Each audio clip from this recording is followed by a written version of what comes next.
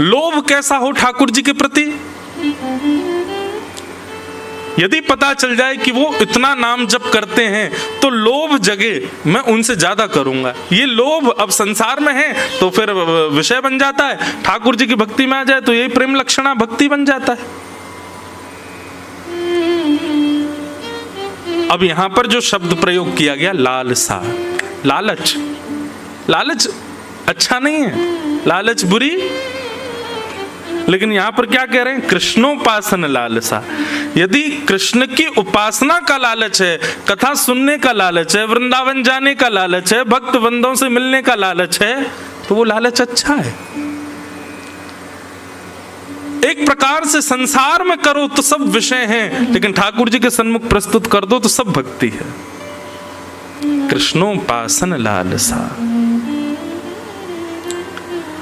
नारद जी महाराज इसलिए घूमते हैं द्वारिका में कि चलते फिरते कभी ना कभी कहीं ना कहीं ठाकुर जी दिख जाएं, मिल जाएं, उनका दर्शन हो जाए।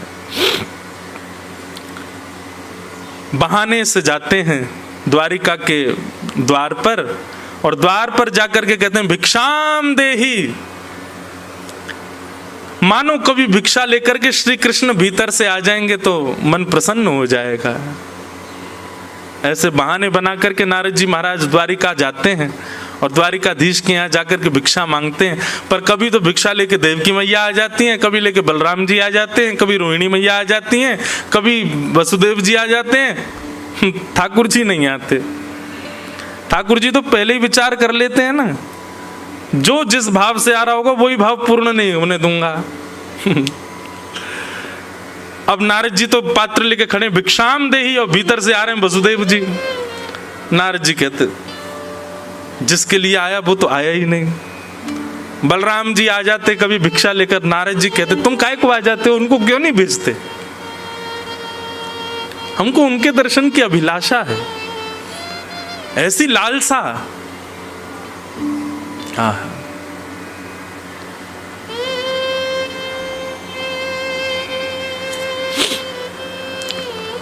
श्री नारद जी आज जब गए भिक्षा लेने के लिए तो वसुदेव जी आए, भगवान श्री कृष्ण के पूज्य पिताजी, और भिक्षा लेकर के जैसे ही आए, भिक्षा देकर के उन्होंने नारद जी के चरण पकड़ लिए। बोले हे नारद जी, मेरे मन में कुछ संशय हैं, कुछ प्रश्न हैं, कुछ भाव हैं, आप मेरे पास बैठो, मुझे आपसे पूछना है। और यहीं से नवयोगेश्वर संवाद प्रारंभ होता है। नारद जी बोले क्या संशय है आपका, बताओ। तो भगवान श्री कृष्ण के पूज्य पिताजी श्री वसुदेव जी कहते हैं नारद जी, पूरा विश्व जिनको प्राप्त करना चाहता है, पूरा विश्व जिनको भजता है, ऐसे परमात्मा श्री कृष्ण मेरे पुत्र हैं। मैं चाह करके भी उनका भजन नहीं कर पाता, मैं चाह के भी उनकी आराधना नहीं कर पाता, मैं चाह करके भी उनको प्रणाम नहीं कर पाता, क्योंकि वो मेरे पुत्र हैं। तो मैं कैसे उनकी भक्ति करूं, मैं कैसे उनका आराधन करूं, मैं कैसे उनको प्रणाम करूं, मैं कैसे उनका वंदन करूं। कृपा करके आप वैष्णव हो, आप मेरा मार्गदर्शन करो। कैसा प्रश्न है वसुदेव जी का, अपने पुत्र को भजना चाहते हैं, वो प्रश्न कर रहे हैं। तब नारद जी महाराज कहते हैं, बोले इस प्रश्न के उत्तर में तो मैं आपको वो संवाद सुनाऊंगा जो एक बार राजा निमि को 9 योगेश्वरों ने सुनाया था। यही नवयोगेश्वर संवाद। और यहीं से श्री नारद जी महाराज योगेश्वर संवाद कहना प्रारंभ करते हैं।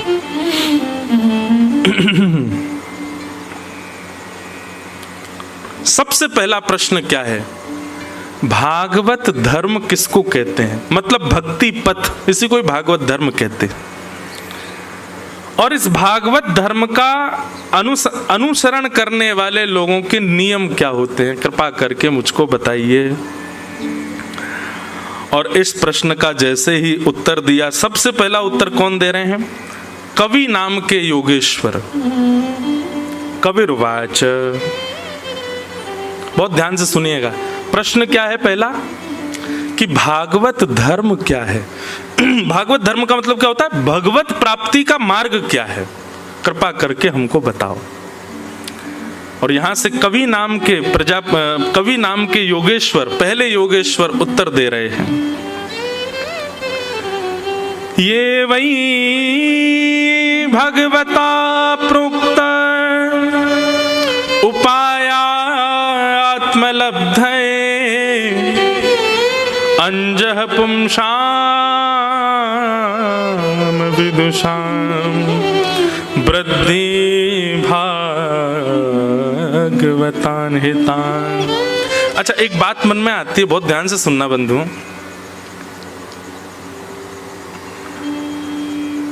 भक्ति में सबसे बड़ी उपलब्धि क्या है? श्री कृष्ण की प्राप्ति सबसे बड़ी उपलब्धि है? नहीं। तो जिन ने नहीं कहा है वो उत्तर दो, क्या है फिर? जिन लोगों ने मना किया कि कृष्ण की प्राप्ति सबसे बड़ी उपलब्धि नहीं, तो फिर उत्तर बताओ क्या है सबसे बड़ी उपलब्धि?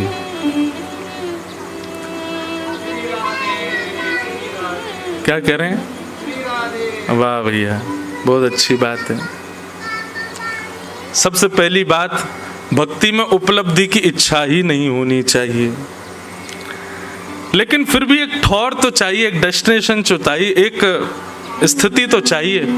वो क्या है? एक छोटे से उदाहरण से समझिएगा।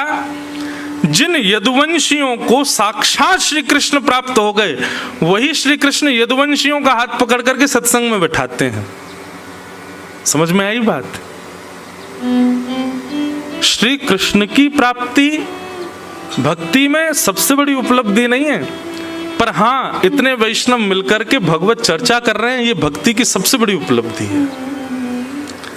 और वो भी ऐसे माहौल में, ऐसे समय पर, ऐसे स्थान पर, ऐसी बेला में बैठ करके ये सत्संग करना निश्चित ही भगवत बड़ी कृपा है हम आप सब लोगों के ऊपर। ठाकुर जी का बड़ा अनुग्रह। ठाकुर जी निश्चित ही प्रसन्न तो नहीं होंगे हमसे, लेकिन हाँ, हमको देख के मुस्कुराते तो होंगे थोड़े थोड़े। उसी का ये फल है कि हमको ये सत्संग प्राप्त है। और इसका उदाहरण क्या है कि ठाकुर जी को प्राप्त करने वाले वैष्णवों को भी ठाकुर जी कहते हैं कि तुम लोग सत्संग करो, मेरा चिंतन करो, मेरा भजन करो। ध्रुव जी महाराज को 5 वर्ष की आयु में ठाकुर जी मिल गए। उसके बाद भगवान ने 36,000 वर्ष के लिए उनको कहा कि तुम शासन करो। 36,000 वर्ष बाद ध्रुव जी महाराज बोले कि मेरे अंदर क्रोध कैसे आ गया, मेरे अंदर ये क्रोध का जन्म कैसे हो गया? मैंने तो भगवान का साक्षात्कार किया है। ऐसा प्रसंग आता है कि ध्रुव जी महाराज ने यक्षों का वध किया था क्रोध में आकर के। ध्रुव जी को क्रोध कैसे आ गया? तब ध्रुव जी को कहते हैं कि तुमको भगवान का दर्शन तो किया, तुमको भगवान तो प्राप्त हो गया, लेकिन तुमको सत्संग नहीं मिला। गोपियां, रास पंचाध्याय में प्रसंग आता है कि जब भगवान श्री कृष्ण उनके साथ में विचरण करने लगे, विहार करने लगे, तो भगवान कृष्ण प्राप्त हो गए, लेकिन प्राप्त करने के बाद भी गोपियों के चित्त में सूक्ष्म अहंकार आ गया। तुरंत ठाकुर जी अंतर ध्यान हो गए। क्यों? क्योंकि मैं तो मिल गया हूं, लेकिन इनको सत्संग नहीं मिला है। तब किशोरी जी उनके समीप आती हैं और यमुना के तट पर बैठ कर के गोपियां अच्छा, एक बात बोलूं, मन में एक भाव आता है। ये गोपी गीत के जो भाव है ना, गोपी गीत के जो श्लोक है ना, ये गोपियां गा रही हैं, पर इन श्लोकों की रचयिता तो हमारी श्यामा जी हैं, हमारी किशोरी जी हैं, वही गवा रही हैं। तो कृष्ण तो मिल गए गोपियों को, लेकिन उसके बाद भी गोपियों के चित्त में अभिमान तो आ गया। तो एक बात निश्चित हो जाती है कि भगवत प्राप्ति ये भक्ति में उपलब्धि नहीं है, क्योंकि ठाकुर जी के मिलने के बाद भी कई भक्तों में दोष प्रकट हुए हैं। लेकिन वही भक्त जब सत्संग में जाता है, ठाकुर जी की रस चर्चा का श्रवण करता है, तो गाने लगता है, तब कथामृतम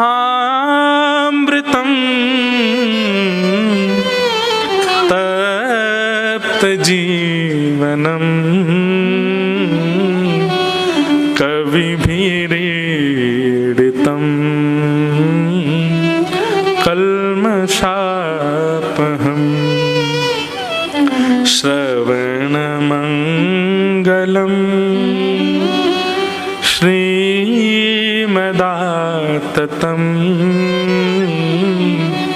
भुवि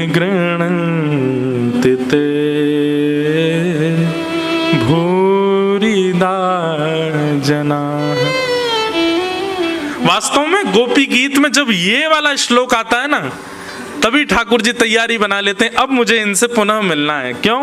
क्योंकि कथा के प्रति, सत्संग के प्रति इनकी रुचि दिख रही है। ठाकुर जी जब देख लेते हैं कि भाई इसमें सारे गुण हैं, खूब जप करता है, खूब तप करता है, यज्ञ करता है, अनुष्ठान करता है, तिलक स्वरूप करता है, पर कथा में इसकी रुचि नहीं है, तो ठाकुर जी कहीं ना कहीं अपने आप को दूर ही रखते हैं। लेकिन बाकी के साधनों में इतनी रुचि नहीं है, कथा श्रवण में बड़ी रुचि है, तो ठाकुर जी पहले ही आड़े आ जाते हैं, बोले इसको दर्शन तो मुझे देना। सत्संग इतना प्रिय, क्योंकि ठाकुर जी जानते हैं कि सत्संग ही वैष्णव का शुद्ध निर्माण करता है।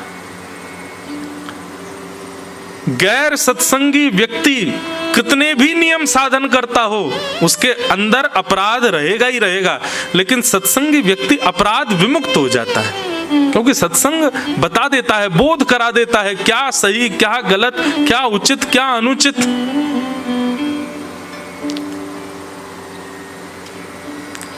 तो भक्ति में उपलब्धि क्या है?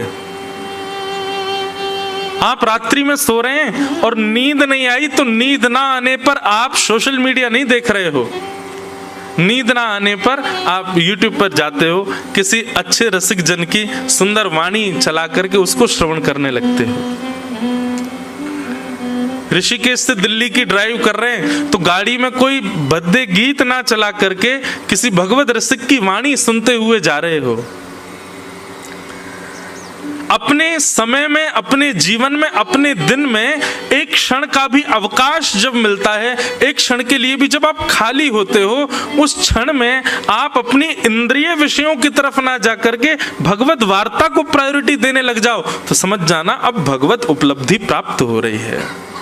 अब आप भक्ति के पथ पर अग्रसित हो गए हो। एक प्रकार से ये कह दूं तो जैसे पथ पर चलते हैं तो माइलस्टोन आते हैं ना, इतनी दूरी और रह गई, इतनी दूरी और रह गई। जब ऐसी स्थिति हो जाए कि आप नींद ना आने पर, मार्ग पर चलते हुए अपने दिन के अवकाश में सत्संग को प्रायोरिटी देते, तो आप पहला माइलस्टोन पार कर चुके हो, अब ठाकुर जी के और समीप आ चुके हो। वही बात यहां पर कह रहे हैं, भगवतः प्रोक्तः उपाय आत्मलब्धये अंजः पुंसाम विदुषाम वृद्धिम भागवतान हितान। निमि राजा ने प्रश्न किया कि भागवत धर्म क्या है, और कवि नाम के योगेश्वर कहते हैं कि ठाकुर जी के द्वारा बताई गई जो वाणियां हैं, ठाकुर जी के द्वारा कहे गए जो प्रसंग हैं, उन प्रसंगों पर अमल करके उनका जीवन में पालन करना और नेत्र बंद करके ठाकुर जी ने जो कह दिया उसको करने लग जाना, यही भागवत धर्म है। उस पर किंतु परंतु प्रश्न चिन्ह नहीं है। ठाकुर जी यदि अपने प्रवचन में कह रहे हैं गीता में, कर्मण्येवाधिकारस्ते मा फलेषु कदाचन, हे अर्जुन तुम्हारा अधिकार केवल कर्म पर है, फल की चिंता मत करो। फल देने का अधिकार मेरा है, तो इसका पालन होना चाहिए कि फल की चिंता मत करो, ठाकुर जी देखेंगे, हम बस कर्म करें। भगवान यदि अपने प्रवचन में कह रहे हैं कि ये अपराध है, ये पाप है, ये दोष है, तो निरंतर उनका ध्यान करके वो ना करना, और जो ठाकुर जी की आज्ञा है उस पर नेत्र बंद करके चलने लग जाना, यही भागवत धर्म है। बंधुओं, भक्ति में सबसे ज्यादा आवश्यक यदि कुछ है तो वो है विश्वास, अटूट विश्वास। हमारे सूरदास जी गाते हैं बहुत सुंदर भाव, भरोसो दृढ़ इन चरणन केरो, भरोसो दृढ़ इन चरणन केरो, भरोसो दृढ़ इन चरणन केरो, भरोसो दृढ़ इन चरणन। भैया 4 दिन के लिए आप सब लोग ही हमारे कोरस वाले हो, दक्षिणा के रूप में 11-11 रुपए सबको दूंगा मैं, गाओ मेरे साथ। आप सब हमारे साथ कोरस करो, पीछे पीछे गाओ, सुन करके सूरदास जी की वाणी है, भरोसो दृढ़ इन चरणन केरो, भरोसो दृढ़ इन चरणन के,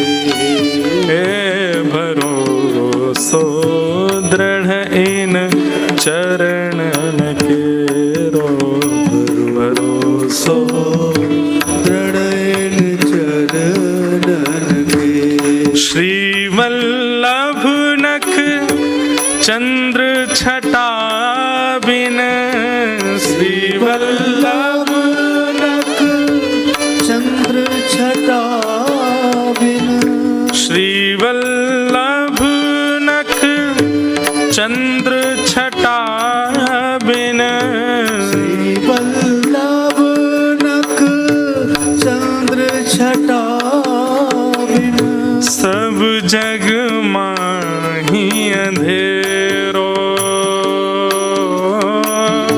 सब जग माही अंधेरो, हाँ सब जग माही अंधेरो, सब जग माही अंधेरो। ठाकुर जी के प्रति भरोसा, अपने गुरुदेव के प्रति भरोसा यदि आपका नहीं है तो आप कितने भी नियम साधन कर लो, आपका कल्याण नहीं हो पाएगा। लेकिन आप नियम साधन में चूक करते हो, लेकिन ठाकुर जी की वाणी और गुरुदेव की वाणी पर पूर्ण भरोसा करते, अमल कर देते हो, उसको अपने जीवन में उतार लेते हो, आपको कोई नहीं रोक सकता, कहीं आप गिर नहीं सकते, आपका निश्चित कल्याण होगा, क्योंकि आपके भीतर भरोसा है। भरोसो दृढ़ इन चरणन केरो, भरोसो दृढ़ इन चरणन के, भरोसो दृढ़ इन चरणन केरो, भरोसो दृढ़ इन चरणन के। श्री राधा रमण लाल की।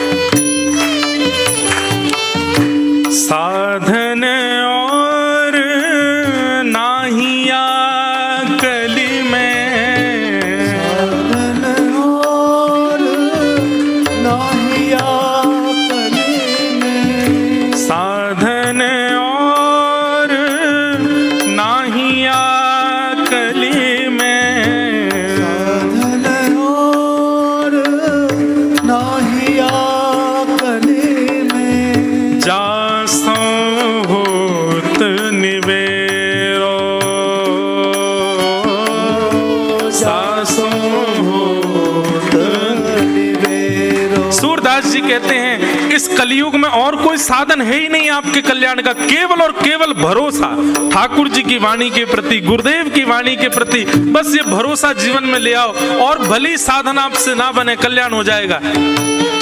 सूरदास जी से किसी ने कह दिया, सूरदास जी मतलब हमारे जप तप अनुष्ठान नियम ये किसी काम के नहीं है, केवल भरोसा ठाकुर जी के प्रति, कोई प्रमाण है आपके पास?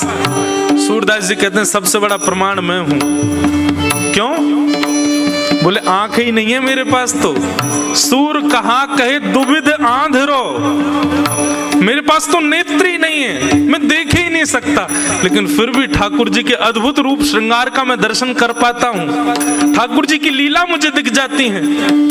आज हरि देखे नंगम नंगा, मोतिन माल गले और साजे, छवि के उठत तरंगा, कैसे दिख जाते, नेत्र तो है ही नहीं मेरे पास में। शोभित कर नवनीत लिए, घुटरुन चलत रेणु तन मंडित, गो रोचन तिलक किए। ये लीला मुझे कैसे दिख जाती है? मैं तो देख ही नहीं सकता। मैंने कोई जप नहीं किया, तप नहीं किया, साधन नहीं किया, केवल और केवल भगवत वाणी और गुरुदेव की वाणी पर अटूट भरोसा रखा, और उसी का ही ये परिणाम है। सूर कहाँ कहे दुविध आंधरो, सूर कहाँ कहे दुविध आंधरो, बिना मोल को चेरो, बिना मोल को चेरो, भरोसो दृढ़ इन चरणन केरो, भरोसो दृढ़ इन चरणन केरो, भरोसो दृढ़ इन चरणन केरो, भरोसो दृढ़ इन चरणन के, भरोसो दृढ़ इन चरणन केरो, भरोसो दृढ़ इन चरणन के। सूर कहाँ कहे दुविध आंधरो, बिना मूल को चेरो, भरोसो दृढ़ इन चरणन केरो। तो भागवत धर्म क्या है? पहला प्रश्न है। अगर नवयोगेश्वर संवाद चले तो प्रश्न और उत्तर दोनों यहां से जाने के बाद कक्ष में लिख लिया करना कि आज प्रश्न क्या किया था और आज उत्तर क्या मिला था। तो प्रश्न क्या है कि मुझे बताइए भागवत धर्म क्या है। तो प्रश्न का उत्तर दे रहे हैं कि भगवान ने जो कुछ भी कहा है उनकी प्राप्ति के लिए, मतलब मैं जिस भाव से प्राप्त हो जाऊं, ऐसी सारी बातें जो भगवान कह रहे हैं उन बातों पर आप अटूट विश्वास की तरह चलने लग जाओ, वही भागवत धर्म है। और कैसे चलो? बोले अंजह पुंसाम विदुषाम। इसका अर्थ क्या है? बोले नेत्र बंद करके ठाकुर जी की कही गई बात पर फिर ये नहीं हो कि कहीं गिर तो नहीं जाएंगे, कहीं ऐसा तो नहीं हो जाएगा, कहीं ये तो नहीं हो जाएगा, ये कैसे करेंगे, वो कैसे होगा, कर लो बस। उस पर फिर ज्यादा चिंतन मत करो, ज्यादा उस पर संशय मत करो। संशय आत्मा विनश्यति। भगवत वाणी पर जब संशय होता है ना, तो वहीं हम लोगों का पतन हो जाता है, वहीं हम लोग गिर जाते हैं, संशय में। तो क्या करें? जब तक पूर्ण विश्वास नहीं हो जाए भगवत वाणी पर, तब तक उसका पालन मत करो, तब तक फिर नाम जप और ये सब आदि साधन करते रहो। जब लगे कि हाँ बस अब जो ठाकुर जी की वाणी है, अब इस पर हमको कोई संशय नहीं है, तब चलो। कहीं चलने के बाद संशय हुआ ना, तो फिर गिर जाओगे। लेकिन एक और बात यहां पर भगवान कहते हैं कि धावन निमिल्य वा नेत्रे नस्खले न पते दिह। बोले जो व्यक्ति मेरे बताए मार्ग पर चलने लग जाता है वो कभी गिरता नहीं, और गलती से कभी अविश्वास के कारण गिर भी जाएगा तो चिंता ना करे, मैं ही उसको उठाऊंगा। क्योंकि मेरी जिम्मेवारी बन जाती है, जब कोई मेरे मार्ग पर चलता है तो मेरी लायबिलिटी हो जाती है कि उसको फिर कोई दिक्कत ना हो।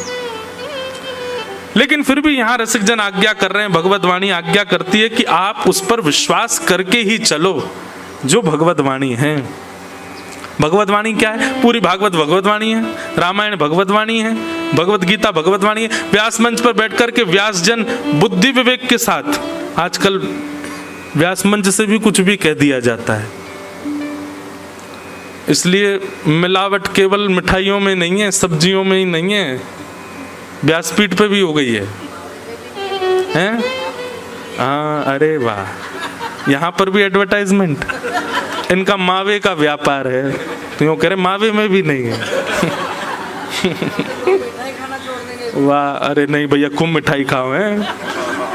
2 लोगों का कल्याण होता है मिठाई खाने से, हलवाई का और डॉक्टर का। हलवाई का होता है कि उसकी मिठाई बिकती है, डॉक्टर का होता है तुम पेशेंट बन के आओगे, शुगर हो जाएगी। खूब खाओ। तो हम क्या कह रहे थे? मिलावट सब जगह हो गई है। तो आजकल तो ये भी बुद्धि विवेक रखना पड़ेगा आपको कि किसकी बात माने। जब संत का रूप रावण धारण कर सकता है, तो आजकल कहीं कहीं जो है व्यास मंच का भी स्वरूप थोड़ा थोड़ा बिगड़ गया है, कुछ भी बोल देते हैं लोग।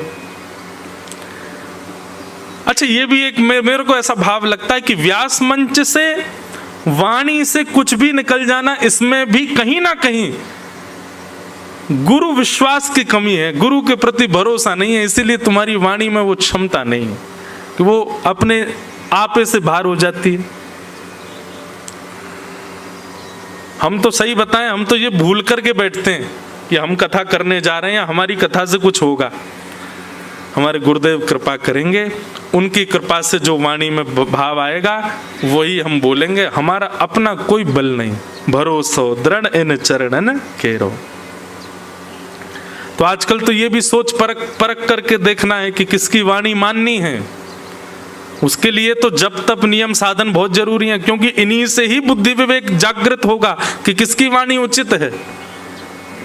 वैसे तो हम पहले कथा में कहते थे कि भाई भगवत लोगों में, वैष्णवों में भेद मत देखो, सब में भेद, प्रणाम में मत देखो, सबको प्रणाम करो, पर पालन किसकी वाणी का करना है, इस पर विवेक रखना अब अनिवार्य हो गया है, अब अनिवार्य है। तो हम क्या निवेदन कर रहे थे? भगवान कहते हैं मेरे द्वारा कही गई जो वाणी है उसका जो अटूट विश्वास के साथ पालन करने लग जाए वही भागवत धर्म है। अच्छा, आप भागवत धर्म का पालन करने लग गए तो आपके अंदर सिम्टम्स क्या आएंगे? पता कैसे चले कि आप जो भागवत कथा सुनते हैं या भगवत वाणी सुनते हैं, सत्संग सुनते हैं, वो आपके जीवन में इम्प्लीमेंट हुआ है? उसके फिर सिम्टम्स क्या होंगे? तब यहाँ पर कवि नाम के जो योगेश्वर हैं वही बता रहे हैं क्या कि कायेन वाचा मनसेन्द्रियैर्वा बुद्ध्यात्मना भानुषित स्वभावात्। प्रसिद्ध श्लोक है, करोमि यत् सकलं परस्मै नारायणायेति समर्पयेत्। फिर क्या होगा? आप जब भगवत वाणी का पालन करने लग जाएंगे, अटूट विश्वास के साथ भागवत धर्म भक्ति पथ पर चलने लग जाएंगे, तो आप अपनी सत्ता भूल जाओगे। अभी क्या होता है? ये काम मैंने किया, ये मैंने किया, ये क्रिया मेरे द्वारा संपादित हुई है, इसको मैंने बनाया, इसको मैंने सिखाया। ये मैं पना जो होता है ना, ये आपके अंदर यदि विद्यमान है तो निश्चित ही आप अभी भक्ति पथिक बने नहीं हो। आप कुछ भी कर रहे हो और उस क्रिया के पीछे मन में भाव आता है कि मेरे ठाकुर जी ने कराया, श्री गोपाल जी की कृपा से हुआ। अच्छा, एक और बात बोलूं, इसमें भी दो तरफा बात है। कई लोग बोलते तो ऐसा है ठाकुर जी ने कराया, लेकिन मनी मन ये सोचते किया तो मैं नहीं है। बोलने में क्या जाता है? भैया तुमने बहुत जोर की कोठी बनाई, सब ठाकुर जी कृपा, ठाकुर जी ने करवाई। ठाकुर जी तब मन में सोचते होंगे मैं सीरियस हो जाऊं। कभी कभी मेरे मन में भाव आता है ठाकुर जी की एक बहुत बड़ी कृपा है हम पे कि वो हमारी बात को सीरियसली लेते नहीं है।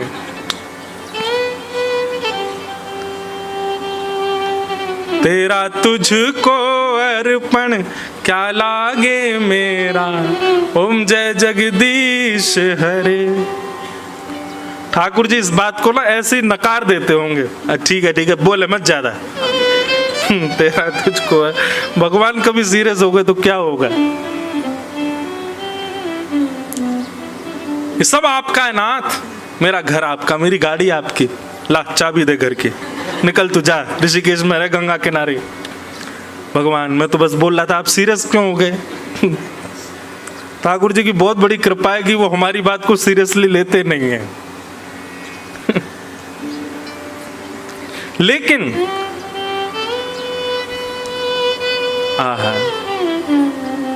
कुंभनदास जी का एक चरित्र याद आता है कि कुम्मन दास जी जिस कुटिया में रहते थे, मैं बताता हूँ कभी कभी कथा में, उनके बगल वाले कुटिया में एक वैश्या रहती थी। और वो वैश्या, कुम्मन दास जी का नियम था दिन भर तो वो सब काम करते थे, लेकिन जब अर्धरात्रि हो जाती थी, बिल्कुल अंधेरा, तब उठ करके स्नान करके रात में भजन करते थे। क्यों? बोले रात में सब सो रहे हैं, शोर शराबा नहीं, ध्यान लगेगा, मन लगेगा, रात में बैठ करके भजन करते थे। और वैश्या के भी प्रेमी सब रात को ही आते थे। रात भर वहां पर भद्दे गीत गाए जाते, नाच गाना होता।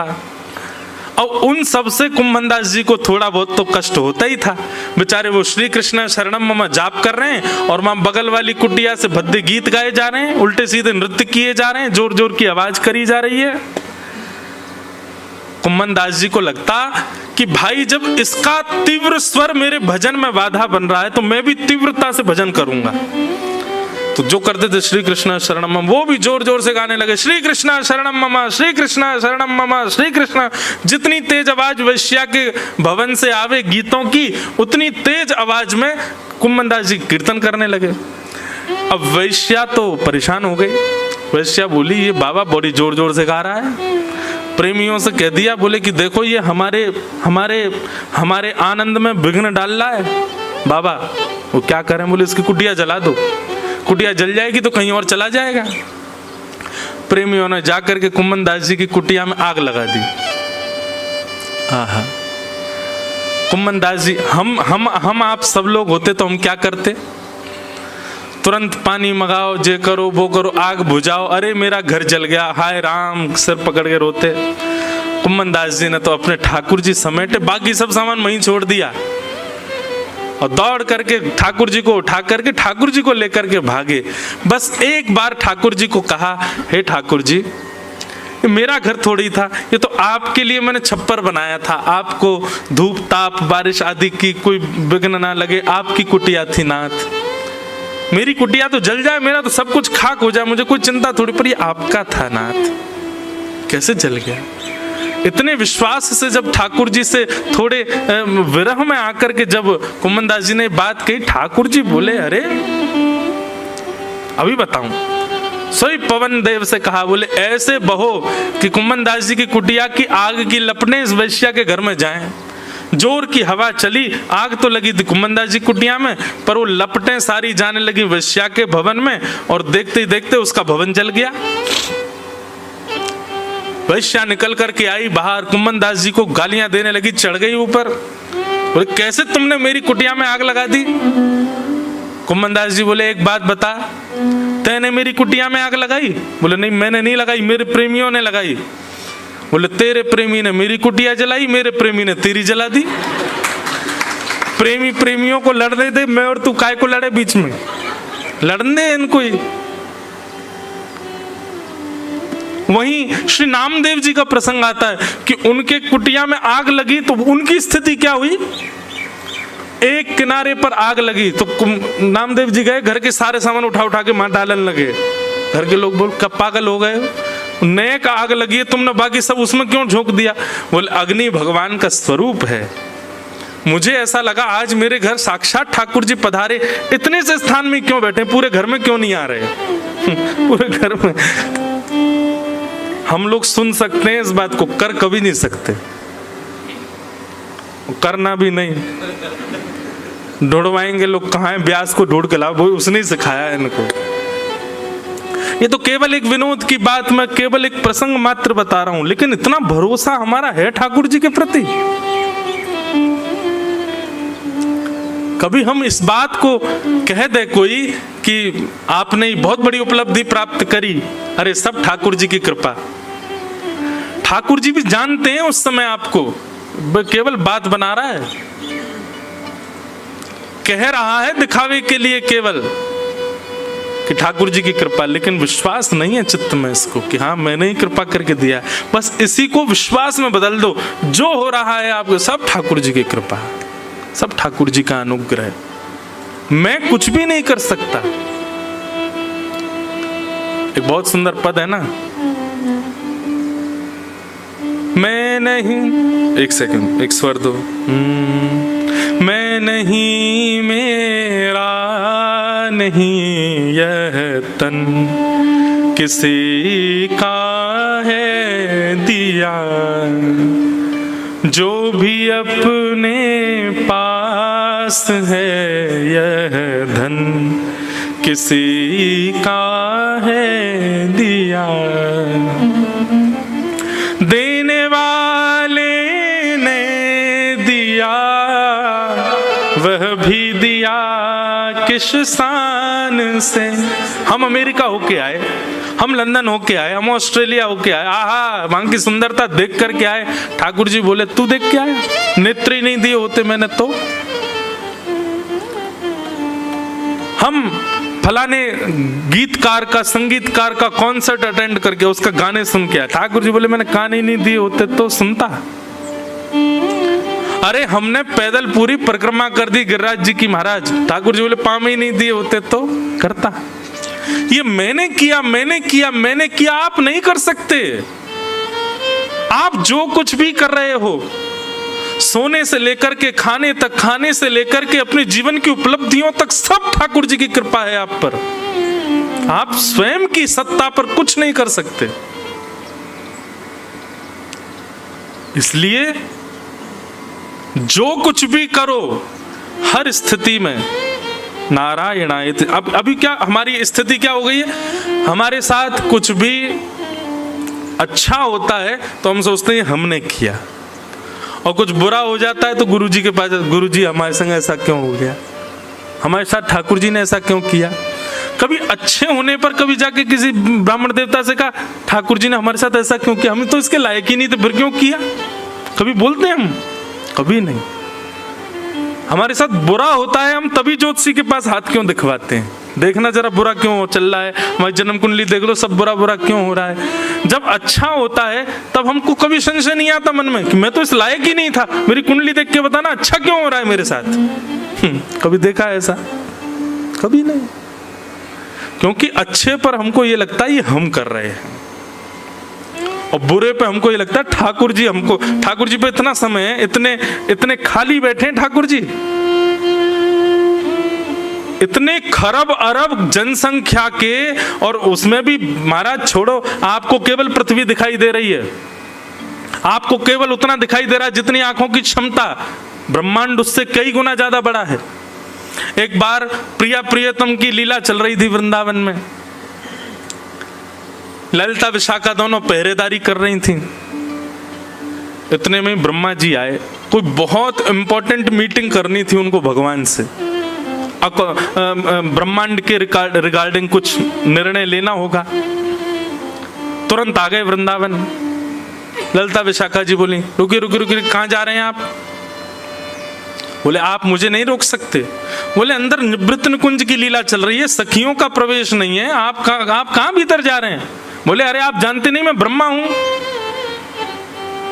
ब्रह्मा को आप नहीं रोक सकते। ललिता विशाखा बोली क्षमा करो, भीतर तो नहीं जान देंगी। ब्रह्मा जी बोले आप लोग मुझको रोक रही हैं, अभी आप जानती नहीं है मैं कौन हूं। बोले कौन हूं? बोले मैं ब्रह्मा हूं। आपने गलती से भी अगर भगवान को जाके बता दिया ना ब्रह्मा आया है, तो पहले तो आपको दो बात डांटेंगे, तुमने ब्रह्मा को नहीं आने दिया अंदर। इसलिए मेरी प्रार्थना स्वीकार कीजिए, कैसे भी भगवान को यह बात पता लगवाइए कि ब्रह्मा आया है, बहुत जरूरी बात करनी है मुझे भगवान से। ललिता विशाखा बोले रुको हम अभी कुछ करते हैं। ठाकुर जी किशोरी जी लीला कर रहे थे, अब निकुंज में, निवृत्त निकुंज में प्रत्यक्ष नहीं जाती सखियां, किसी वृक्ष के पीछे छुप करके कोई आज्ञा लेनी होती वहीं से बोल देती हैं। तो ललिता ने धीरे से आवाज करके बोली हे श्याम सुंदर, क्षमा प्रार्थी हैं, आपकी लीला में हम विघ्न बनने। तो द्वार पे एक व्यक्ति आयो है और बार बार यूं कह रहा है कि मेरा नाम जाके ठाकुर जी को बताए दो। ठाकुर जी बोले कौन आया है? बोले यूं कह रहा हूं मैं ब्रह्मा हूं, ब्रह्मा आयो है आपसे मिलवे के काजे। ठाकुर जी बोले कौन सा ब्रह्मा आयो, बात नाम पूछ के आओ। ललिता जी बाहर गई, बाहर जाके बोली आपका नाम क्या है? ठाकुर जी नाम पूछ रहे हैं। ब्रह्मा जी हंसने लगे, अरे मैं ब्रह्मा हूं, चतुरानन, मुझे चतुरानन भी कहा जाता है, पूरी सृष्टि का रचयिता मैं हूं ब्रह्मा, जाके ठाकुर जी से बोलिए। आदि कवि ब्रह्मा, आदि सृष्टि रचयिता ब्रह्मा, चतुरानंद ब्रह्मा, ये सब मेरी उपाधियां, जाके बता दो भगवान को। ललिता जी जाके बोली जय जय, वो तो यूं कह रहो बाने सृष्टि बनाई है, पूरा ब्रह्मांड बनायो कहिए बाने, आदि कवि बता रहे हो अपने आप, ने बताए दो कहा करनो, बहुत देर तक प्राणन ने पी रहो हमारे ने भीतर आवे को। ठाकुर जी बोले ब्रह्मा ते जाके कहो श्री कृष्ण के शरीर में जितने रोए हैं ना, प्रत्येक रोए में 1-1 करोड़ ब्रह्मांड है और हर एक ब्रह्मांड में एक ब्रह्मा है। श्री कृष्ण के एक रोए में करोड़ ब्रह्मांड है, उन करोड़ ब्रह्मांड में एक ब्रह्मांड में एक ब्रह्मा है। मतलब एक रोए में कितने ब्रह्मा हो गए? 1 करोड़ ब्रह्मा। और पूरे शरीर में रोए कितने हो गए? असंख्य। तो इसका मतलब कितने? ललिता जी बोली ठीक है मैं बता दूंगी, मेरा दिमाग दर्द है जाएगा, इतना तो ना समझ पाऊंगी। बाहर जाके बोली अरे ब्रह्मा जी सुनो, श्री कृष्ण यूं कह रहे हैं उनके एक रोए में 1 करोड़ ब्रह्मांड हैं और प्रत्येक एक ब्रह्मांड में एक ब्रह्मा है, तुम कौन से ब्रह्मा हो ये बताओ। ब्रह्मा जी मूर्छित होके गिर पड़े वहीं पे, बोले ये तो मुझे आज पता चला, ऐसा मेरे अलावा भी ब्रह्मा है क्या? तो भैया आपको ये लगता है कि ये ऋषिकेश, दिल्ली हो गया, बंबई हो गया, हैं लंदन हो गया, अमेरिका हो गया, ये पृथ्वी हो गई, यही है बस।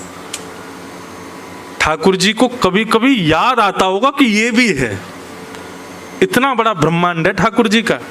और उस ब्रह्मांड में, इतने विकसित ब्रह्मांड में ठाकुर जी को आपको कष्ट देने के लिए समय निकाल लें। मेरे जीवन में इतना कष्ट क्यों दिया भगवान? भगवान इतने खाली बैठे हैं क्या? उनको ये पता है क्या कि मेरे को क्या देना है जीवन में? इसलिए कष्ट आने पर कोसना बंद करो भगवान को। जो ठाकुर जी से आके कहते हैं आपने ऐसा क्यों कर दिया मेरे साथ, नाथ मेरा जीवन ऐसा क्यों कर रहे हो?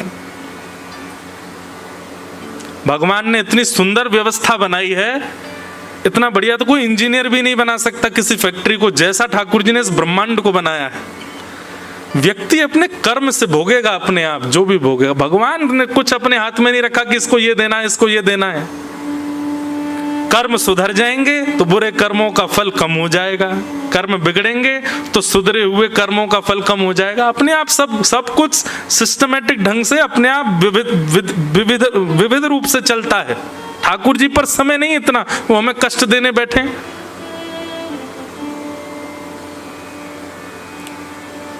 सब कर्म फल भोग रहे हैं। आप केवल अपने भजन के भाव से, अपने हृदय की शुद्धता से, अपने कर्मों की शुद्धता से अपने दूषित कर्मों को शुद्ध कर सकते हो। ठाकुर जी के हाथ में दुख सुख देना नहीं है तो सब उन्हीं के हाथ में, लेकिन वो इतना समय नहीं है उनके पास कि वो विचार करें आपके लिए। उसके लिए क्या करो? तो वही भागवत धर्म बता रहे हैं, आप जो कुछ भी अच्छा करते हो सब में ये बात मानो कि सब ठाकुर जी की कृपा से हुआ, और जो कुछ भी गलत हो रहा है या जो भी संकट कष्ट जीवन में आ रहे हैं उसमें स्वयं को कोसो। निश्चित ही मेरा प्रारब्ध होगा, निश्चित ही मेरे कर्म ऐसे होंगे, इसीलिए मैं इस भोग को भोग रहा हूं, इस कष्ट को भोग रहा हूं। उल्टा करो। सुख सब भगवत कृपा से आता है, अच्छा सब भगवत कृपा से होता है, और जो कुछ भी हमारे यहाँ विलग हो रहा है मेरे जीवन में, सब मेरे कर्म हैं, मेरे प्रारब्ध हैं। कर्म प्रधान विश्व रचि राखा, जो जस करहि सो तस फल चाखा। इसलिए भक्ति पथिक का नियम क्या होना चाहिए? कायेन वाचा मनसेन्द्रियैर्वा बुद्ध्यात्मना भा अनुशित स्वभावा करोमि यत् यत् सकलम परस्मै नारायणायेति समर्पयामि। अपनी काया से, अपने मन से, अपनी बुद्धि से, अपने वचन से, अपनी वाणी से, अपने विचार से जो कुछ भी करे सब ठाकुर जी को अर्पित। मेरी कोई सत्ता नहीं है, मेरी कोई स्थिति नहीं, सब ठाकुर जी आपके अनुग्रह से हो रहा है। तो ये प्रथम प्रश्न था राजा निमि का, और कवि नाम के प्रजापति ने उसका ये उत्तर दिया। अब दूसरा प्रश्न यहां पर करते हैं। ये दूसरा प्रश्न, इसका उत्तर सुनो, फिर आज की कथा को विराम देंगे। कि अथ भागवतम ब्रूत यद्धर्मो यादृशो नृणाम यथा चरति यद्ब्रूते यर्लिंगैर भगवत प्रिय। आहा, कितना अच्छा प्रश्न है। प्रश्न क्या है कि भगवत प्रिय जो होते हैं, ठाकुर जी के प्रिय जो होते हैं, वो लोग कैसे चलते हैं, वो लोग कैसे बोलते हैं, उनका स्वरूप कैसा होता है, उनका स्वभाव कैसा होता है, उनकी विचारधारा कैसी होती है, उनके नियम कैसे होते हैं, कृपा करके मुझे भगवत प्रियों के लक्षण बताओ। यहां पर ठाकुर जी के लक्षण नहीं पूछे, ठाकुर जी को जो प्रिय हैं। मैं एक बात कथा में कहा करता हूं, हमारा उद्धार, हमारे जीवन का कल्याण क्या है? हमको ठाकुर जी प्रिय लगे नहीं, ठाकुर जी के हम प्रिय हो जाएं। श्याम सुंदर सदा हमको प्यारे रहें, हम उन्हीं के रहें, वो हमारे रहें। श्याम सुंदर सदा हमको प्यारे रहे, हम उन्हीं के रहे, वो हमारे रहे। श्याम सुंदर सदा हमको प्यारे रहें, हम उन्हीं के रहें, वो हमारे रहें। श्याम सुंदर सदा हमको प्यारे रहे, हम उन्हीं के रहे, वो हमारे रहे।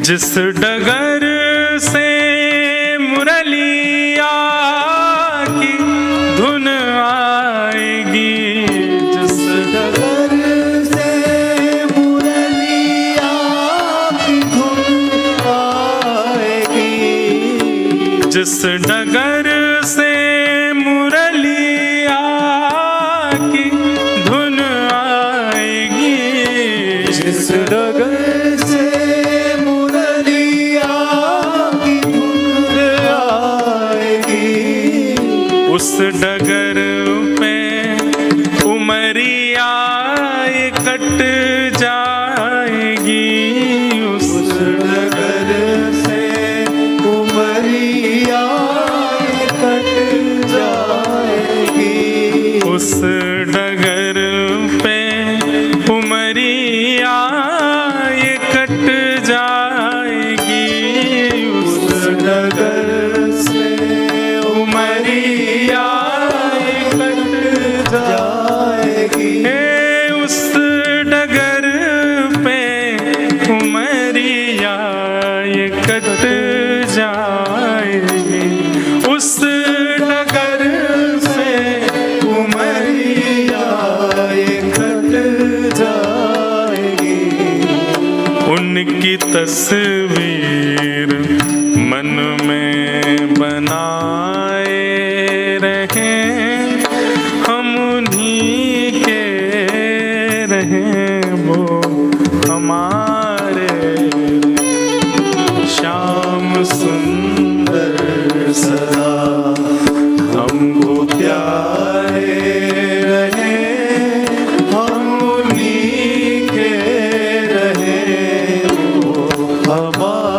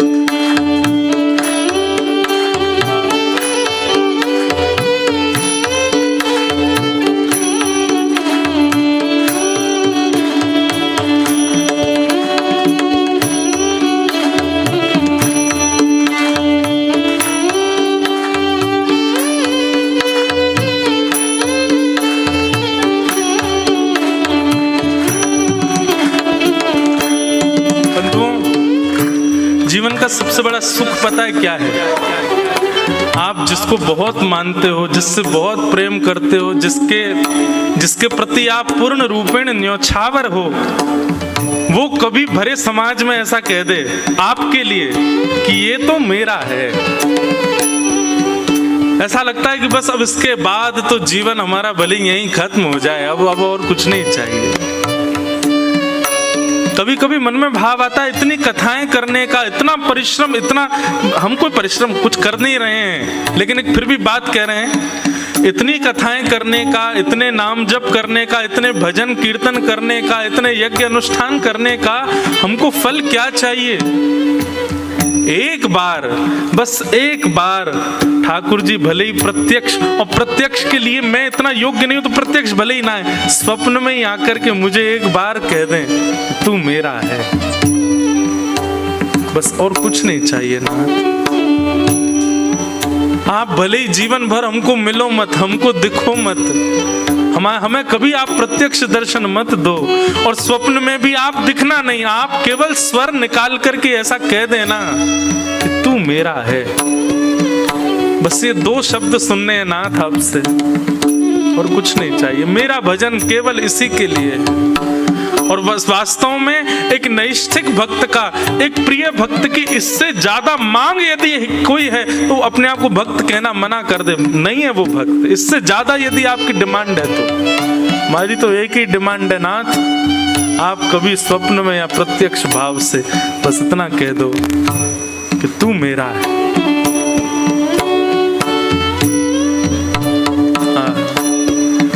मोह माया की नदिया बही जा रही, मोह माया की नदिया बही जा रही, मोह माया की नदिया बही जा रही, मोह माया की नदिया बही जा रही, मन की ममता को खींचे चली जा रही, मन की ममता को खींचे चली जा रही। माया किसको कहते हैं पता है?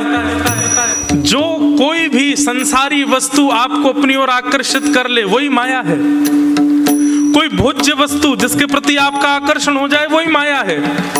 जो व्यक्ति आपको अपनी ओर और हाँ, उस आकर्षण में आपका भजन छूट रहा हो वही माया है। अभी सुबह के 7:15 बजे हैं और 7:15 बजे ऐसा कोई फोन आ जाए जिसके लिए कथा छोड़ के भागना पड़े, समझो वही माया है, क्योंकि भगवत विमुख हुए हो आप। ऐसी कोई क्रिया, ऐसा कोई स्वरूप, ऐसी कोई सिचुएशन जिसके कारण आप ठाकुर जी की भक्ति का त्याग कर रहे हो वही माया है। और ये सारी माया हमको अपनी ओर खींच रही है, लेकिन नाथ हमारी प्रार्थना है, मोह माया की नदिया बही जा रही, मोह माया की नदिया बही जा रही, मन की ममता को खींचे चली जा रही, मन की ममता को खींचे चली जा रही। अभी एक बात कहें, हम माया ने कैसा पकड़ा हम लोगों को। हम अभी इस व्यास मंच से उद्घोषणा आप में से किसी एक को उठा करके यदि एक नियम कह दें कि हाँ भाई, तुम चाहे कॉर्पोरेट में जॉब करते हो, चाहे दिल्ली बंबई कहीं रहते हो, आज से हमारी आज्ञा है, आज अभी इसी वक्त से आप पैंट नहीं पहनोगे। अभी हम किसी को आज्ञा कर दें, डर के मारे कल से आएगा ही नहीं बेचारा कोई, यार ये व्यास जी बड़े खतरनाक है, डेंजर आदमी है, बीच कथा में कहीं बोल दिया तो। अभी हम किसी को आज्ञा कर दें, हाँ भाई कल से तुम केवल फलाहार रहोगे अपने जीवन पर्यंत, मृत्यु पर्यंत केवल फल का आहार लो, हमसे नहीं हो पाएगा। अच्छा सुनो, ये पैंट शर्ट पहनना फिर भी कोई कर लेगा, फलाहार फिर भी कोई जीवन में अपना लेगा। हम किसी एक को, आप में से ही किसी एक को, खुद को भी ले रहा हूं, किसी एक को अगर हम ये आज्ञा कर दें, जा भाई अपना फोन विसर्जित करिया वहां पर, कर पाओगे? प्राण ले लो नाथ, इसको मत दूर करो मुझसे। केवल गा रहे, हम केवल सुन रहे हैं, इस बात को स्वीकार करो। हम कर नहीं सकते कुछ भी, लेकिन नाथ मोह माया की नदिया बही जा रही, मोह माया की नदिया बही जा रही, मन की ममता को खींचे चली जा रही, मन की ममता को खींचे चली जा रही, मन की ममता को खींचे चली जा रही, मन की ममता को खींचे चली जा रही। हम भंवर में रहें, इस माया के, इस माया रूपी संसार के, भले ही नाथ हम भंवर में रहें, मतलब बीच में रहें, पूर्ण माया में रहें, और या फिर गुरु आश्रय में आकर के किनारे पर रहें, हम भंवर में रहें या किनारे रहें, हम उन्हीं के रहें, वो हमारे रहें। श्याम सुंदर सदा हमको प्यारे रहे, हम उन्हीं के रहे, वो हमारे रहे, है, हम उन्हीं के रहे, वो हमारे रहे, हम उन्हीं के रहे, वो हमारे रहे।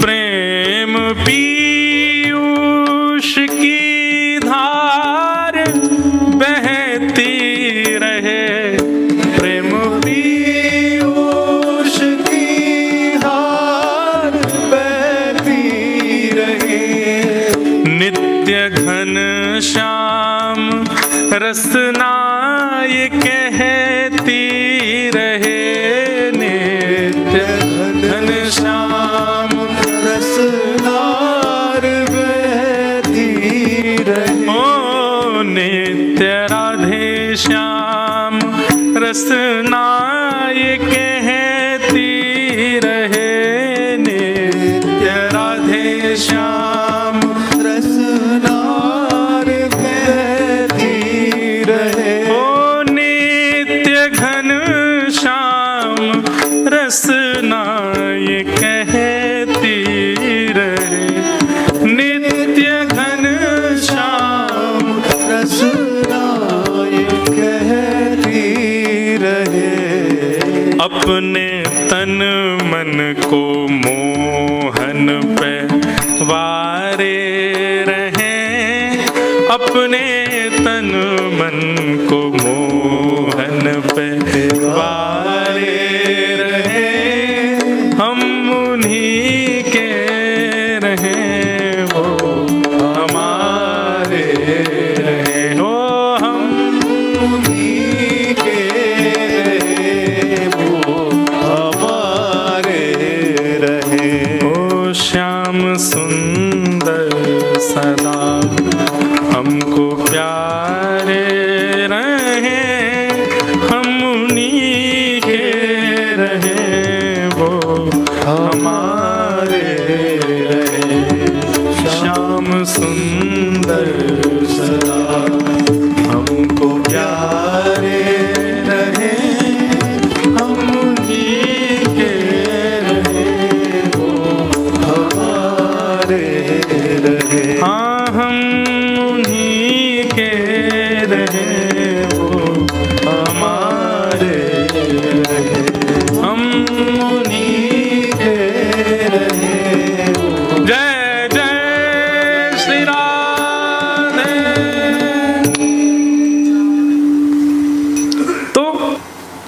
यहां पर राजा निमि पूछ रहे हैं कि महाराज भगवत प्रियों का लक्षण क्या है।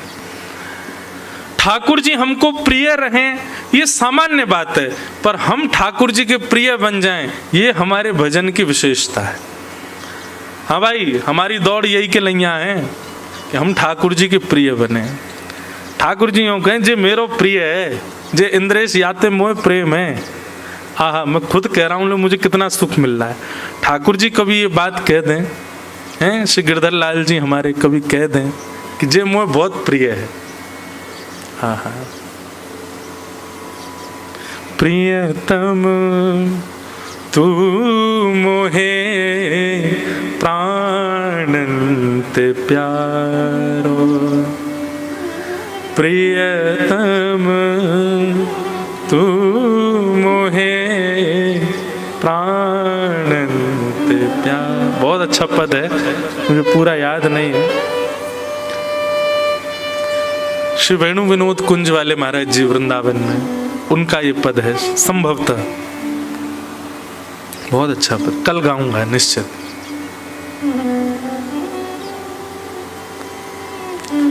कभी ठाकुर जी हम पद गा गा के थक गए ना, तो अब आप गाओ हमारे लिए।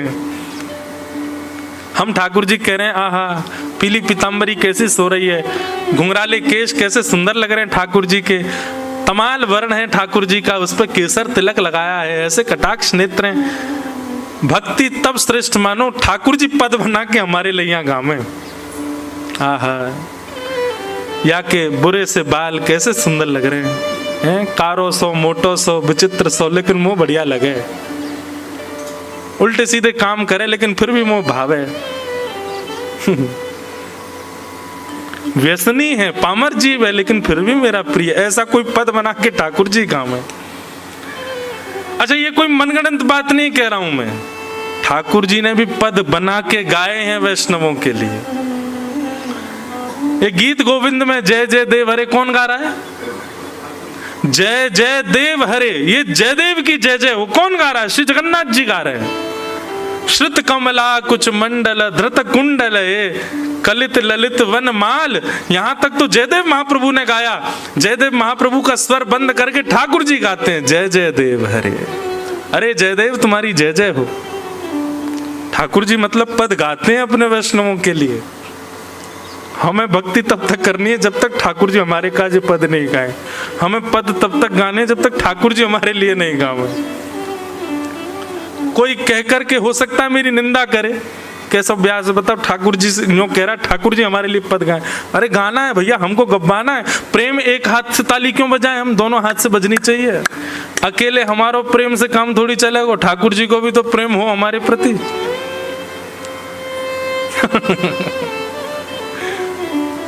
अद्भुत। तो यहां पर प्रश्न कर रहे हैं कि भगवत प्रियों के लक्षण क्या हैं। ठाकुर जी को जो भा गए हैं उनके सिम्टम्स क्या हैं, कृपा करके उनके बारे में मुझे बताओ। तब यहां हरि नाम के योगेश्वर उत्तर दे रहे हैं, ध्यान से सुनिएगा। ये लक्षण हैं आपके अंदर तो आप हरि प्रिय हो। हरि प्रिय का प्रथम लक्षण क्या है कि सर्वभूतेषु यः पश्येत् भगवद् भावमात्मना भूतानि भगवत्यात्मन् एष भागवतोत्तम। तीन प्रकार के प्रिय बताए भगवान के। एक बहुत ज्यादा प्रिय, एक थोड़ा प्रिय और एक हाँ ठीक है प्रिय है। तीन प्रकार के प्रिय होते हैं हमारे भी। ये मुझे बहुत प्रिय है, इसके बिना मैं रह ही नहीं सकता। हाँ ये ठीक है, ये नहीं भी होगा तो भी कभी कभी याद आ जाती है, मध्यम प्रिय। और तीसरा प्रिय कौन होता है? सामने आ जाए तो प्रिय, नहीं मिले तो कोई बात नहीं। ऐसे तीन प्रकार के प्रिय हैं ठाकुर जी के। तो प्रथम प्रिय का लक्षण क्या है? जो बहुत प्रिय है ठाकुर जी को, जिसके बगैर ठाकुर जी रह नहीं पाते। उसका लक्षण क्या है? बोले सर्वभूतेषु यः पश्येत् भगवद् भावमात्मनः। भगवान कह रहे हैं, हरि नाम के प्रजापति कह रहे हैं, जो जिसको देखे उसकी दृष्टि के आगे जो आ जाए वो उसमें मेरा कोई ना कोई भाव देखे, ये मेरे अति प्रिय का लक्षण है। और ये बात मैं दावे से कह सकता हूं, हम में से कोई भी नहीं है ऐसा। हम और किसी को क्या देखें, अगल बगल में एक दूसरे को देखो, तुमको दिख रहे हैं भगवान उसमें, ठाकुर जी का कोई स्वरूप दिख रहा है उसमें? देख कैसा लग रहा है, धोंधू। हम में दिखेगा ही नहीं, हमको किसी में नहीं दिख सकता। भक्तिमती मीराबाई का स्वरूप ऐसा था। आप रसिक जनों के कभी चरित्र पढ़ो, चरित्र सुनो, उनके चरित्र में आपको देखने में मिल जाएगा कि वे जब किसी भगवत भक्त को देखते थे उसमें कोई ना कोई भगवत अंश देख लेते थे, उसमें कोई ना कोई भगवत भाव देख लेते थे। मीराबाई के विषय में मैं बताया करता हूं कि जब मीराबाई किसी को देखती तो कोई काला दिखता उनको, तो ना कह रहा हूं मैं, कोई ऐसा दिखता उनको तो सब तो कहते भाई काला काला काला, मीराबाई कहती कितनी कृपा, श्री कृष्ण ने तुमको अपना वर्ण दिया है, अपने वर्ण के रूप में तुमको चुन लिया है। कोई बहुत नटखट दिख जाता, बहुत ऊधमगारा, दुनिया तो कहती बड़ा ऊधमी बालक है, बड़ा ऊधमी, मीराबाई कहती ठाकुर जी ने अपना एक ऊधम का गुण इसको दिया है। कोई बहुत अच्छा नृत्य करता तो उसकी विशेषता नहीं है ये, मीराबाई उसमें भी यही देखती ठाकुर जी ने अपना नृत्य का गुण इसको दिया है। ऐसी दृष्टि जिसकी हो जाए, वो जिसको देखे उसके गुण में कोई भगवत संबंध देख ले।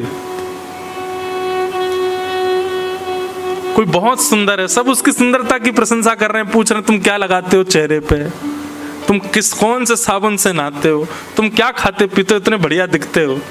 ये संसारी व्यक्ति है, पर भगवत व्यक्ति जब किसी सुंदर को देखेगा तो यही कहेगा श्री राधा रमण जी की बड़ी कृपा है, अपनी सुंदरता इसको प्रदान की है, अपना वर्ण इसको प्रदान किया है, अपने जैसा स्वर इसको प्रदान किया, अपना जैसा नृत्य इसको दिया है। किसी की चाल भली अटपटी है, आहा गजगामिनी चाल है, उसकी चाल पर ही बारी बारी जा रहे हैं, लोग बाग तो कहेंगे भाई देखो क्या वॉक है इसके, हैं क्या बढ़िया चल रहा है। लेकिन वैष्णव क्या कहेगा, आहा श्री ठाकुर जी ने अपनी जैसी चाल प्रदान करी है, उसको हर गुण में भगवत दर्शन हो, ये समझो ये भगवत प्रिय का प्रथम लक्षण है। वो ठाकुर जी से प्रेम करता है नहीं, ठाकुर जी उससे प्रेम करते हैं, उसके ये सिम्टम्स हैं कि वो सबके गुण को उनका गुण ना समझ के भगवत गुण देखेगा। ठाकुर जी का लक्षण है। कृष्ण जब चलते होंगे तो ऐसे ही चलते होंगे। ये इतना मधुर गा रहा है, सोचो ठाकुर जी जब गाते होंगे तो कैसा गाते होंगे। ये नृत्य कर रहा है, ये मयूर मोर की आवाज थी ना। हम एक बात कथा में कहते हैं कि मोर पंख आसपास दिखे तो उससे ये ना लगे कि मोर होगा, मोर पंख दिखे तो ये लगे कि श्री कृष्ण यहीं घूम रहे होंगे, हमारी बात सुनकर वो पीछे ही घूम रहे होंगे। हम दावे से कह रहे हैं यहीं डोल रहे हैं, पीछे बैठे बैठे वहीं से पाम लटकाए नीचे, सुन रहे हैं सबरी बात। स्वयं तो चुपचाप बैठे होंगे, सोई मोर ने हमको प्रमाणित कर दिया यहीं बैठे हैं जिनके बारे में बता रहे हो। इत्र की सुगंधी आने पर ये ना लगे कि कोई इत्र की शॉप होगी, ऐसा लगे कि निश्चित ही श्री कृष्ण भ्रमण कर रहे होंगे, उन्हीं के तन की सुगंधी है। कहीं सुंदर स्वर सुनाई दे तो ये ना लगे कोई संगीतकार रियाज कर रहा है, बल्कि ऐसा लगे कि श्री कृष्ण ही बैठ करके अपने सखाओं के साथ में आनंद कीर्तन कर रहे होंगे। ये भ्रांति नहीं है, ये वास्तविकता है। ऐसे विचार आने लग जाए, सुंदर सुगंधी आ जाए भोजन की तो ये ना लगे कि कुछ अच्छा बन रहा है रसोई में, बल्कि ऐसा लगे कि ठाकुर जी ने आज प्रेम से प्रसाद अरोगा होगा। तो हरिप्रिय के लक्षण क्या है? सर्वभूतेषु यह पश्येत, जो सब में उनके गुण ना देख करके उनके गुण को ठाकुर जी का गुण देख करके देखता हो। इसकी सुंदरता, आहा कितना सुंदर। उसकी सुंदरता नहीं, ये इतना सुंदर है, श्री कृष्ण कितने सुंदर होंगे। अपना सुंदरता का एक छींटा दिया है ठाकुर जी ने इसको, इतना अच्छा गा रहा है। अरे ठाकुर जी इससे मधुर गाते होंगे, ठाकुर जी के सुंदर गायन का एक अंश मात्र है इसके अंदर। इसका नृत्य कितना अच्छा, ठाकुर जी ने अपना अरे राम काला काला है, अरे ठाकुर जी ने अपना वर्ण दिया है इसको। सब लोगों में जब देखे तो भगवत भाव का दर्शन करे। कोई व्यक्ति बड़ा चतुर हो, उसमें भी ये दिख जाए, महाभारत में कृष्ण ऐसे ही रहे होंगे, चतुराई से सोचते रहे होंगे, जो करना है ऐसे करना है,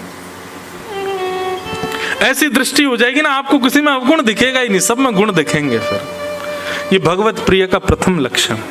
सर्वभूतेषु यह पश्येत भगवत भावमात्मनः, भगवत भाव का सब में दर्शन करे, ये वैष्णव हरिप्रिय का प्रथम लक्षण। और दूसरा लक्षण क्या है?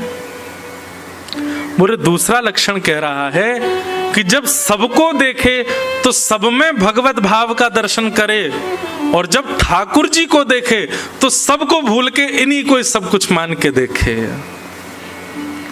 जब तक भार था तब तक इसमें ये गायन का गुण, इसमें नृत्य का गुण, ये सुंदर है, ये धनवान है, आदि आदि ये सब दिख रहा है, पर जब जैसे ही ठाकुर जी के सामने गया सबको भूल जाए, सब कुछ यही तो है।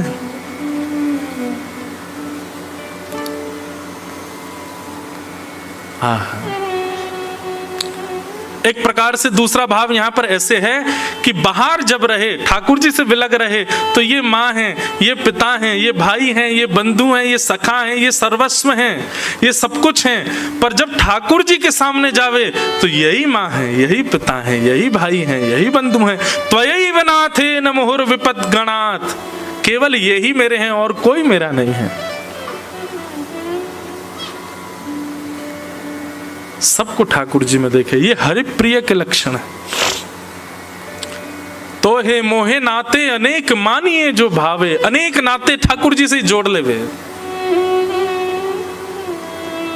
कई जन्मों से बुला रहे हो, कोई तो नाता जरूर होगा, नजरों से नजरें मिला न पाऊं, मेरी नजर का कसूर होगा।